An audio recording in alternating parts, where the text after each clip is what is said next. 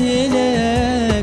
من 8 أيام شكوا عتاب وعتابك